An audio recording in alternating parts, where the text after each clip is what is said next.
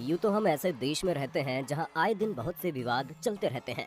एक विवाद सुलझता नहीं, दूसरा और खड़ा हो जाता है। पर एक विवाद ऐसा था जो अब लगभग खत्म ही हो गया है, और वो है विवादित जमीन का विवाद। सुप्रीम कोर्ट ने 9 नवंबर 2019 को अपना फैसला सुनाया था कि विवादित स्थान पर मंदिर बनाया जाएगा।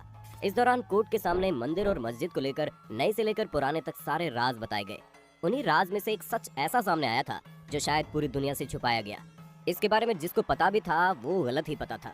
और आज की इस वीडियो में हम आपके सामने बाबरी मस्जिद का वो राज खोलने वाले हैं। तो वीडियो को लास्ट तक देखना और कमेंट करके बताना कि आपको पहले से ये पता था। तो चलिए अब शुरू करते हैं।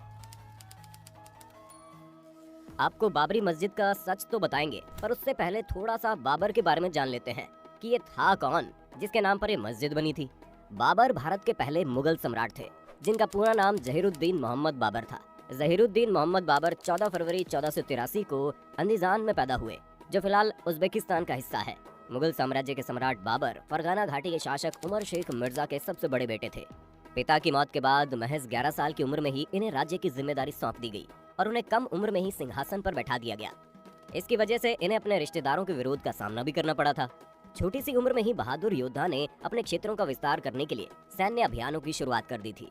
हालांकि अपने शुरुआती अभियानों के दौरान इस वीर योद्धा ने फरगाना शहर में अपना नियंत्रण खो दिया था, लेकिन उसने इस शुरुआती झटके को सत्ता की तलाश में नाकाम रहने दिया और सफदीक शासक इस्माइल प्रथम के साथ साझेदारी की और मध्य एशिया के कुछ हिस्सों पर जीत हासिल की।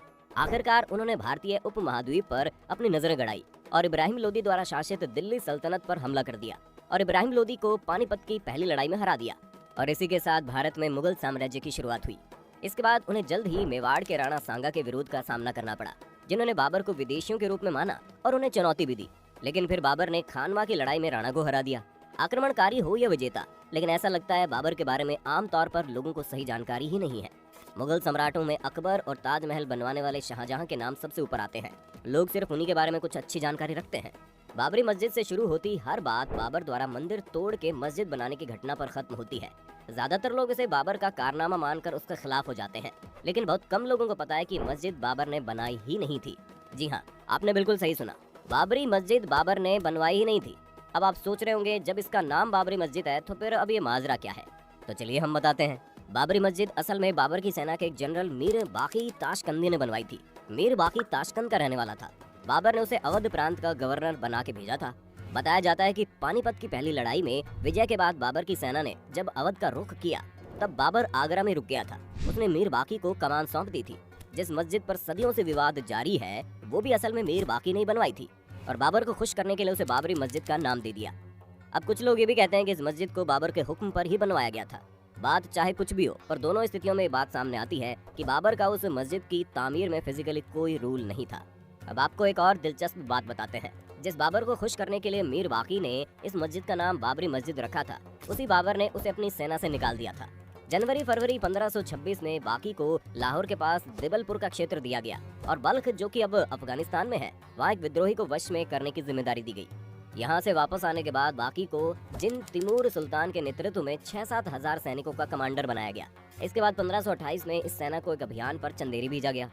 यहाँ से उनके दुश्मन भाग निकले और चिन तिमूर सुल्तान को उनका पीछा करने का आदेश मिला, जबकि कमांडर बाकी को इससे आगे न जाने का हुक्म हुआ। मार्च 1528 में चिन तिमूर सुल्तान के ही नेतृत्व में बयाजिद और बिबन, जो कि इब्राहिम लोदी के कर्मचारी थे, उनको अवध के पास पकड़ने के लिए भेजा गया। इन दोनों ने मुगल सेना से लखनऊ का मुगल किला छीन लिया और 1529 तक लखनऊ को अपने कब्जे में रखा। मुगल सेना की इस हार का ठीकरा बाकी के सिर फूटा।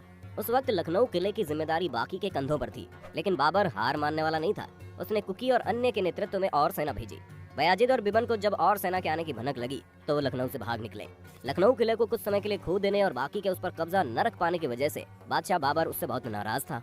इसके बाद 13 जून 1529 को बाबर ने बाकी को बुलावा भेजा। 20 जून 1529 को बादशाह ने बाकी को अपनी सेना से निकाल दिया। बाकी के साथ ही अवध में उसकी सेना को भी बाबर ने निकाल दिया, जिसका वो नेतृत्व करता था। ये तो हुई बाबर और बाकी की प्रचलित कहानी। इसके अलावा बाबर की जीवनी बाबरनामा भी एक अहम दस्तावेज है, जिसमें ऐसी किसी घटना का उल्लेख है ही नहीं जो साबित करे कि बाबर ने ही बाबरी मस्जिद को बनवाया था।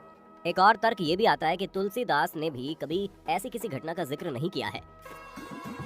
जय हो श्री राम लखन जानकी, जो शायद इस देश में पैदा हुए सबसे बड़े राम भक्त थे, जबकि उन्होंने अपना तमाम जीवन राम को समर्पित करके रखा था।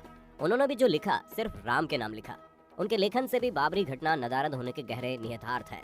इसके बाद 6 दिसंबर 1992 की तारीख इतिहास के पन्नों में दर्ज हो गई, जहां हजारों की संख्या में कार सेवकों ने अयोध्या पहुंचकर बाबरी मस्जिद को ढहा दिया था और एक अस्थायी राम मंदिर बना दिया।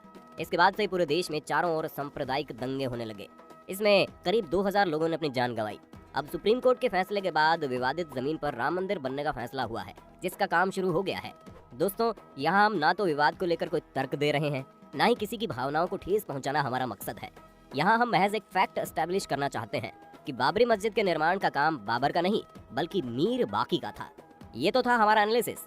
अब आप हमें कमेंट करके बताइए कि आपको ये बात पता थी, और बाबरी मस्जिद से जुड़ी और भी कोई जानकारी हो तो उसे आप हमारे साथ शेयर कर